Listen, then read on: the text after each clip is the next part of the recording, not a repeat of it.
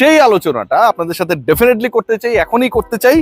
তার আগে শুধু একটা কথাই বলতে চাই যে যে ট্যাগলাইনটা আপনারা দেখেছেন যে মুশফিক মাহমুদুল্লাহ শেষ পর্যন্ত কিভাবে দল পেলেন, মাথার মধ্যে কি ঘুরছিল, এবং শেষ পর্যন্ত এই দুই ক্রিকেটার কি বঞ্চিত হলেন কিনা। কারণ রাজশাহীর কোচ হান্নান সরকার উল্লেখ করেছেন যে এর থেকেও বেশি দামে তারা মুশফিককে কেনার জন্য রাজি ছিলেন, এবং রংপুর রাইডার্সের সিইও এবং একই সাথে টিম ডিরেক্টর তারা দুজনই বলেছেন যে মুশফিক মাহমুদুল্লাহ ডিজার্ভস মোর। সো এই দুজন ক্রিকেটারকে আলটিমেটলি দুটা দলই বেস্ট প্রাইসে পেয়েছে, এবং এই প্রাইসটা আরো কম হতে পারতো। 35-এর যে প্রাইস সেটা 22-এ নেমে যেতে পারতো, যেহেতু প্রথম বিডিংয়ে তাদেরকে কেউ গ্রহণ করে নাই। I have to give thanks to Ishtiaq Sadek. Ishtiaq ভাইকে একটা থ্যাঙ্কস দিতেই হবে যে আসলে যে ঘটনাটা ঘটেছে, এখন এটা নিয়মের মধ্যে থেকে হয়েছে, এই নিয়ম ভাঙাটা কি ঠিক হয়েছে, এটা নিয়ে একটা ডিফারেন্ট ডিসকাশন রয়েছে। কিন্তু দুজন ক্রিকেটারকে ডিসরেসপেক্ট না করে যখন ওই টেবিল থেকে বলা হয় যে আমরা আসলে তাদের অরিজিনাল বেস প্রাইস, যেটা ক্যাটাগরি থেকে নেমে যাওয়ার পরে না, যেটা তাদের অরিজিনাল বেস প্রাইস 35 লাখ, সেখান থেকেই তাদেরকে বিট করতে চাই, তাদের কন্ট্রিবিউশনকে রেসপেক্ট করে, আমার কাছে মনে হয় যে এটা একটা বড় এক্সাম্পল হয়ে থাকবে।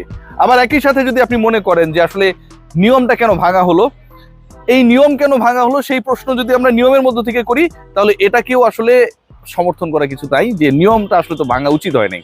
যাই হোক, যেটা যেই হোক না কেন, যেই ঘটনায় ঘটুক না কেন, and of the day Rangpur যে কাজটা করেছে, পার্সোনালি আমি হ্যাপি উইথ দ্যাট, এবং মুশফিক মাহমুদুল্লাহ ক্ষেত্রে এটা আসলেই বিশেষ বিবেচনায় করা যেতেই পারে। এক নাম্বার টপ টিম, যেই দলটাকে আমি মনে করি যে যেই দলটা আলটিমেটলি এবারের বিপিএল এখন পর্যন্ত কাগজে কলমে, মাঠে যেহেতু নামে নাই, সবচেয়ে শক্তিশালী আনডাউটেডলি রংপুর রাইডার্স। আপনি যদি খেয়াল করে দেখেন, এই দলে নুরুল হাসান সোহান, মুস্তাফিজুর রহমান, খাজা নাফি, সুফিয়ান মুকিম, এই যে ক্রিকেটারদের নাম আমরা দেখছি যারা ডিরেক্ট সাইন, এখানটায় আমার কাছে মনে হয় Rangpur they actually focus on captaincy and bowling department. কারণ খাজা নাফির ব্যাটিং নিয়ে আমার আসলে খুব বেশি আমি মানে কি বলবো যে ফ্যাসিনেটেড না, খুব বেশি কনফিডেন্ট না, মানে ওই রকম ভাবে কনসিস্টেন্ট পারফরমেন্স পাইনি। বাট মুস্তাফিজ কিংবা সুফিয়ান মুকিমের টেকটা আমার কাছে মনে হয়েছে it's a very good take, এবং এই জায়গায় যিনি আসলে থিঙ্ক ট্যাঙ্ক হিসেবে কাজ করেছে তিনি একটা দারুণ মাস্টার স্ট্রোক খেলেছেন। নিলাম থেকে আপনারা দেখেন যে রংপুরের সবচেয়ে বড় দুইটা সাইনিং বা তিনটা সাইনিং যদি আপনি দেখেন, এখানটায় কিন্তু তিনটা গুরুত্বপূর্ণ নাম চলে আসবে।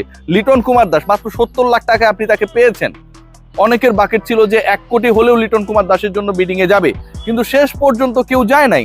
লিটন কুমার দাস ক্যাপ্টেন হিসেবে রোল প্লে করতে পারেন, কিপার হিসেবে রোল প্লে করতে পারেন, টপ অর্ডার ব্যাটিং ডিপার্টমেন্টে তিনি কন্ট্রিবিউট করতে পারেন।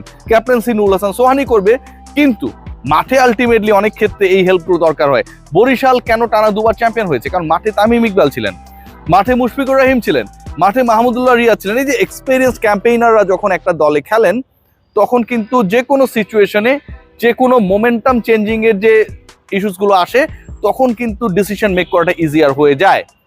সো ওই জায়গা থেকে Rangpur they are going to get a big advantage, কারণ তাদের দলে মাহমুদুল্লাহ রিয়াদ রয়েছেন, তাদের দলে তাদের ক্যাপ্টেন নুরুল হাসান সোহান রয়েছেন, ন্যাশনাল টিমে টি-20 ক্যাপ্টেন লিটন কুমার দাস রয়েছেন। লিটনের টেকটা অনলি 70 লাখসে আমার কাছে মনে হয় এটা একটা দারুণ মাস্টার স্ট্রোক ছিল। তাওহিদ হৃদয় 92 লাখ। হৃদয়ের পারফরমেন্স নিয়ে অনেক আলোচনা রয়েছে, সমালোচনা রয়েছে, ভালো রয়েছে, মন্দ রয়েছে, but end of the day BPL এ গত 3-4টা সিজনে যদি আপনারা দেখেন, Towhid Hridoy is a bigger performer. Sylhet যে দলটা ছিল, সিলেট স্ট্রাইকার্স, সেখান থেকে হৃদয়ের পথ চলা শুরু হয়েছিল। এরপরে তিনি কুমিল্লার পার্ট হয়ে গিয়েছিলেন, অ্যান্ড দেন লাস্ট বিপিএল এ তিনি খেলেছেন বরিশালের হয়ে।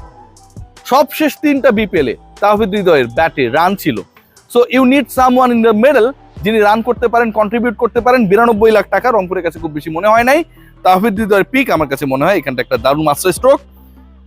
খেয়াল করে দেখবেন Mahmudullah Riyad, he is going to be the part of Rangpur. এখানটা আরেকটা ইন্টারেস্টিং পার্ট, যখন আসলে অকশনার বলছিল যে মুশফিক মাহমুদুল্লাহ থেকে রংপুর কাকে নিতে চায়, এরকম একটা সিচুয়েশন ক্রিয়েট হয়েছিল। রংপুরের দিক থেকে বলা হয়েছিল যে আপনারা নাম বলেন, মানে তারা মুশফিক মাহমুদুল্লাহর ক্ষেত্রেও কাউকে ডিসরেসপেক্ট করবে না। রংপুর যদি কারো নাম বলতো যে এই দুজনের মধ্যে থেকে আমি অমুককে নিতে চাই, তার মানে তো একজনকে আপনি নিতে চাচ্ছেন না, ছোট করছেন।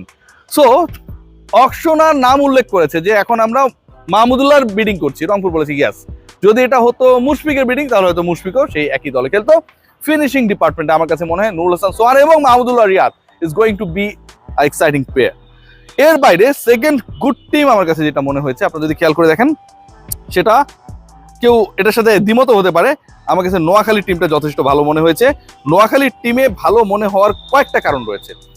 প্রথম কারণ যেটা, টপ অর্ডার দেখেন, ডিরেক্ট সাইনিং দেখেন, Hasan Mahmud direct signing. You need someone pace bowling ডিপার্টমেন্টে এরকম যে ন্যাশনাল টিমে বিভিন্ন সময় সার্ভিস দিয়েছে, কনফিডেন্স রাখতে পারেন। Season campaigner Hasan Mahmud.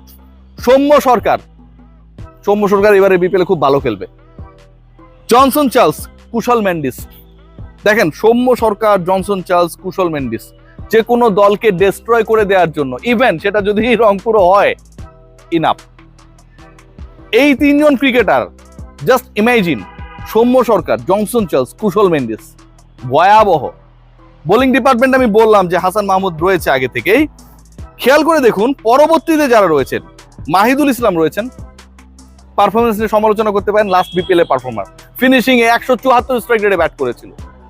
জাকের আলী অনেক রয়েছেন, বিপিএল এ তো রান টান করেন, যে কারণে বিপিএল এর পারফরমেন্স দিয়ে ন্যাশনাল টিমে তিনি ঢুকে গিয়েছিলেন, তাকে নিয়ে সমালোচনা আছে। বাট এর থেকেও বড় পিক আমার কাছে মনে হয়েছে হাবিবুর রহমান সোহান। হাবিবুর রহমান সোহান ইজ এ গাই যিনি সময় পিক ফর্মে রয়েছেন, রেকর্ড করা সেঞ্চুরি করেছেন। তিনি থার্ড হাইয়েস্ট রান গেটার ছিলেন সবশেষ যে এমার্জিং এশিয়া কাপ হলো, এবং সেই টুর্নামেন্টে সেকেন্ড হাইয়েস্ট 6 হিটার, সবচেয়ে বেশি 22টা মেরেছিল বৈভব সূর্যবংশী। আমাদের দেশের সোহান, হাবিবুর রহমান সোহান, হি স্কোরড, হি হিটেড 21 সিক্সেস। সো আমার কাছে মনে হয় হাবিবুর রহমান সোহানকে 50 লাখ টাকায় তারা দলে ভিড়িয়েছে। এটা আসলে একটা মাস্টার স্ট্রোক ছিল খালেদ মাহমুদ সুজনের। এবং ব্যাটিং ডিপার্টমেন্টটা যদি আপনি দেখার চেষ্টা করেন, আবারও বলছি, সৌম্য সরকার, জনসন চার্লস, কুশল মেন্ডিস, হাবিবুর রহমান সোহান, মাহিদুল ইসলাম অঙ্কন, জাকের আলী অনিক, ভাই এটা দারুণ একটা batting department actually they have build. এবং বোলিং ডিপার্টমেন্টও কিন্তু আমার কাছে